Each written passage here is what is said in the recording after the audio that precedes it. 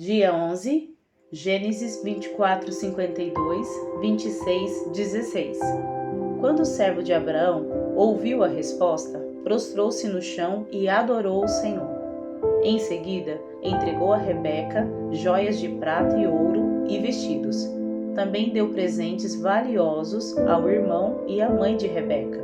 Então, o servo e os homens que o acompanhavam comeram e passaram a noite ali. Logo cedo, na manhã seguinte, o servo de Abraão disse: Envie-me de volta ao meu senhor. Mas o irmão e a mãe de Rebeca disseram: Queremos que Rebeca fique conosco pelo menos 10 dias, depois ela poderá partir. O servo, porém, disse: Não me detenho. O Senhor me deu sucesso em minha missão. Agora envie-me de volta ao meu senhor. Pois bem, disseram eles, chamaremos Rebeca e pediremos a opinião dela. Chamaram Rebeca e lhe perguntaram: Você está disposta a ir com esses homens? Ela respondeu: Sim, estou.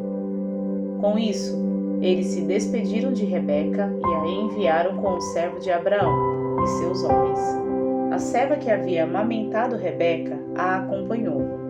Na hora da partida, abençoaram Rebeca, dizendo: Nossa irmã, que você se torne mãe de muitas milhares, que seus descendentes conquistem as cidades de seus inimigos. Então Rebeca e suas servas montaram nos camelos e seguiram o homem. Assim, o servo de Abraão partiu levando Rebeca. Nesse meio tempo, Isaque, que morava no Neguebe, havia regressado de Beer-lahai-roi. Ao entardecer, enquanto caminhava pelo campo e meditava, levantou os olhos e viu que camelos se aproximavam. Quando Rebeca levantou os olhos e viu Isaque, desceu do camelo no mesmo instante e perguntou ao servo: Quem é aquele homem que vem pelo campo ao nosso encontro? Quando ele respondeu: É meu senhor, Rebeca cobriu o rosto com um véu. Depois, o servo contou a Isaque tudo o que havia feito. Isaque a levou para a tenda de Sara, sua mãe, e Rebeca se tornou sua mulher.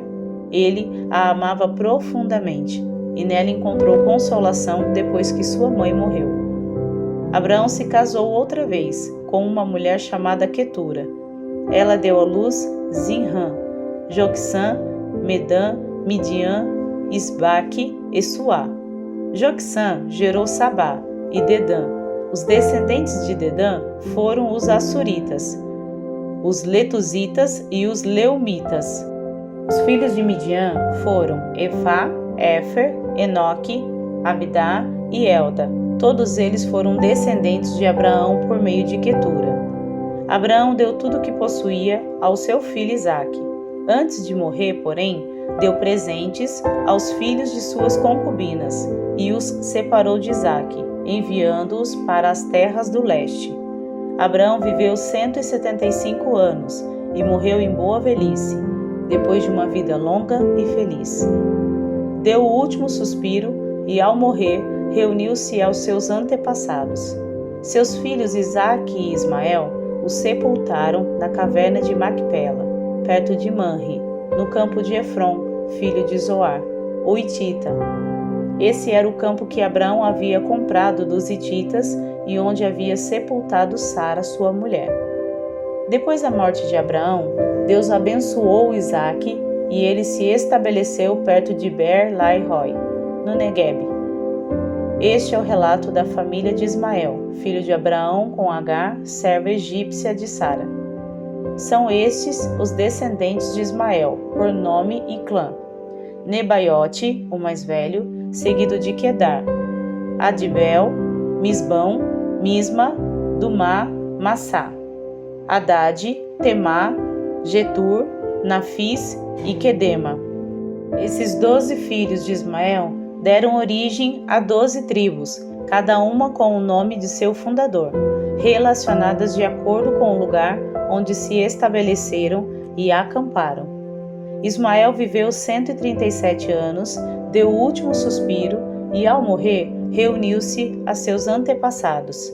Os descendentes de Ismael ocuparam a região que vai de Avilá a Sur, a leste do Egito, na direção de Assur. Ali viveram em franca oposição a todos os seus parentes. Este é o relato da família de Isaque, filho de Abraão. Quando Isaque tinha 40 anos, casou-se com Rebeca, filha de Betuel, o arameu de Padã-Arã, e irmã de Labão, o arameu. Isaque orou ao Senhor em favor de sua mulher, pois ela não podia ter filhos. O Senhor ouviu a oração de Isaque e Rebeca ficou grávida de gêmeos. Os dois bebês lutavam um com o outro no ventre da mãe, de modo que ela consultou o Senhor a esse respeito. Por que isso está acontecendo comigo? Perguntou ela. O Senhor respondeu: os filhos em seu ventre se tornarão duas nações. Desde o começo, elas serão rivais. Uma nação será mais forte que a outra, e seu filho mais velho servirá a seu filho mais novo. Quando chegou a hora de dar à luz, Rebeca descobriu que de fato eram gêmeos. O primeiro a nascer era ruivo e coberto de pelos. Por isso, o chamaram de Esaú. Depois, nasceu o outro gêmeo, com a mão agarrada ao calcanhar de Esaú. Por isso, o chamaram de Jacó. Isaque tinha 60 anos quando os gêmeos nasceram. Os meninos cresceram. Esaú se tornou um caçador habilidoso, que vivia ao ar livre, enquanto Jacó era mais pacato e preferia ficar em casa. Isaque amava Esaú, porque gostava de comer a carne de caça que ele trazia, mas Rebeca amava Jacó. Certo dia, quando Jacó preparava um ensopado, Esaú chegou do deserto, exausto e faminto. Estou faminto, disse ele a Jacó. Dê-me um pouco desse ensopado vermelho. Por isso Esaú também ficou conhecido como Edom. Está bem, respondeu Jacó, mas em troca, dê-me seus direitos de filho mais velho. Estou morrendo de fome, disse Esaú. De que me servem meus direitos de filho mais velho? Mas Jacó disse: primeiro, jure que seus direitos de filho mais velho agora são meus. Esaú fez um juramento e, desse modo, vendeu todos os seus direitos de filho mais velho a seu irmão Jacó. Então Jacó deu a Esaú um pedaço de pão e o ensopado de lentilhas. Esaú comeu, levantou-se e foi embora. Assim, ele desprezou seus direitos de filho mais velho. Uma fome terrível atingiu a região, como havia acontecido antes no tempo de Abraão. Por isso, Isaque se mudou para Gerar, onde vivia Abimeleque, rei dos filisteus. O Senhor apareceu a Isaque e disse: não desça ao Egito, faça o que eu mandar. Habite aqui como estrangeiro, e eu estarei com você e o abençoarei. Com isso, confirmo que darei todas essas terras a você e a seus descendentes, conforme prometi solenemente a Abraão, seu pai. Farei que seus descendentes sejam tão numerosos quanto as estrelas do céu, e darei a eles todas essas terras, por meio de sua descendência. Todas as nações da terra serão abençoadas. Farei isso porque Abraão me deu ouvidos e obedeceu ao que lhe ordenei, meus mandamentos, decretos e instruções. Portanto, Isaque ficou em Gerar. Quando os homens que viviam na região perguntaram a Isaque sobre Rebeca, sua mulher, ele disse: é minha irmã. Teve medo de dizer: é minha mulher, pois pensou: ela é tão bonita que os homens vão me matar por causa dela. Algum tempo depois, porém, Abimeleque, rei dos filisteus, olhou pela janela e viu Isaque acariciar Rebeca. No mesmo instante, Abimeleque mandou chamar Isaque e exclamou: é evidente que ela é sua mulher. Por que você disse que era sua irmã? Porque tive medo que alguém me matasse por causa dela, respondeu Isaque. Como você pôde fazer uma coisa dessas conosco? Exclamou Abimeleque. Um dos meus homens poderia ter tomado sua mulher e dormido com ela, e por sua causa seríamos culpados de grande pecado. Então Abimeleque declarou a todo o povo: quem tocar neste homem ou em sua mulher será executado. Naquele ano, quando Isaque plantou lavouras, colheu 100 vezes mais cereais do que havia semeado, pois o Senhor o abençoou. Isaque prosperou e se tornou rico e influente. Adquiriu tantos rebanhos de ovelhas e bois e tantos servos que os filisteus o invejaram. Por isso, os filisteus fecharam com terra todos os poços de Isaque, que tinham sido cavados pelos servos de seu pai, Abraão. Por fim, Abimeleque ordenou que Isaque deixasse aquela terra. Vá para outro lugar, disse ele, você se tornou poderoso demais para nós. Mateus 8, 18, 34. Quando Jesus viu a grande multidão ao seu redor, ordenou que atravessassem para o outro lado do mar. Então, um dos mestres da lei lhe disse: Mestre, eu o seguirei aonde quer que vá. Jesus respondeu: As raposas têm tocas onde morar, e as aves têm ninhos, mas o Filho do Homem não tem sequer um lugar para recostar a cabeça. Outro discípulo disse: Senhor, deixe-me primeiro sepultar meu pai. Jesus respondeu: Siga-me agora. Deixe que os mortos sepulte seus próprios mortos. Em seguida, Jesus entrou no barco e seus discípulos o acompanharam. De repente, veio sobre o mar uma tempestade violenta, com ondas que cobriam o barco. Jesus, no entanto, dormia.